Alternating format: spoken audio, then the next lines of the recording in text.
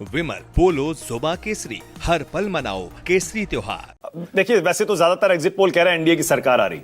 एक सिचुएशन ये मान लीजिए कि सारे गलत हो गए, क्योंकि ऐसा हुआ है पहले भी। अगर फंस गया चुनाव तो रीअलाइनमेंट हो सकता है क्या? कौन कौन सी पार्टियां हैं जो पाला बदल सकती हैं?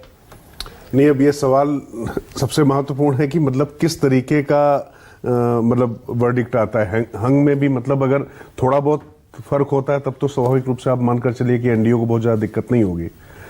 ओके, सकता है। जैसे उधर से कौन आ सकता है?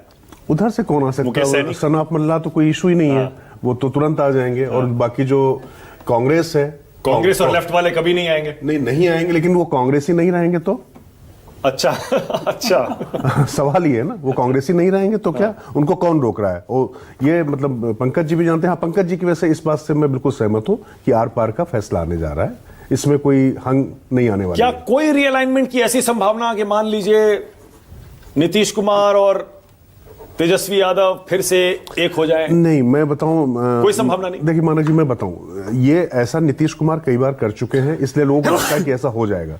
लेकिन अब मुझे उसकी संभावना नजर नहीं आती। कारण ये है कि नीतीश कुमार को मालूम है कि इस बार जिस तरीके से भारतीय जनता पार्टी ने बिल्कुल उनको कंधे पर लेकर चुनाव लड़ाया है, मैं आपको पहले भी कई उदाहरण आखिरी के दिनों में उनको ये समझ में आ गया कि बिना नीतीश कुमार के नैया पार नहीं होने वाली है। और सरकार अगर बनती है एनडीए की, तो इसमें आप मानकर चलिए कि नीतीश कुमार ही शपथ लेंगे।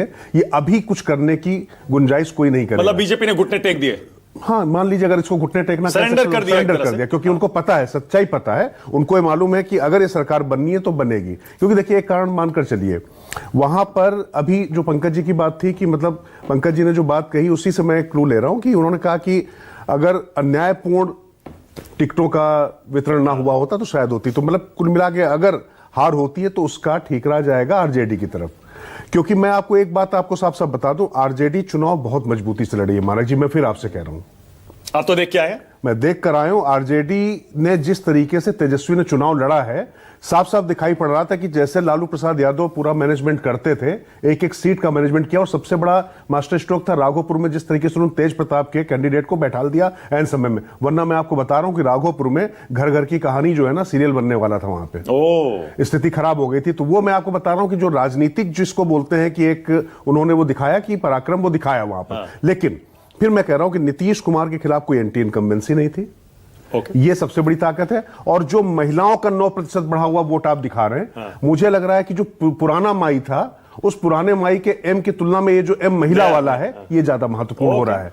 और यूथ, मैं फिर एक बात कहूंगा, एक बड़ी दिलचस्प चीज दिखाई पड़ी मानक जी। पहले जैसे होता ना, चुनाव में किसी नेता के प्रति प्रेम तो ठीक है, लेकिन चुनाव लड़ा जाता है घृणा पर, तिरस्कार पर, और एक तरीके का जिसको बोलते हैं हिकारत भाव होता है।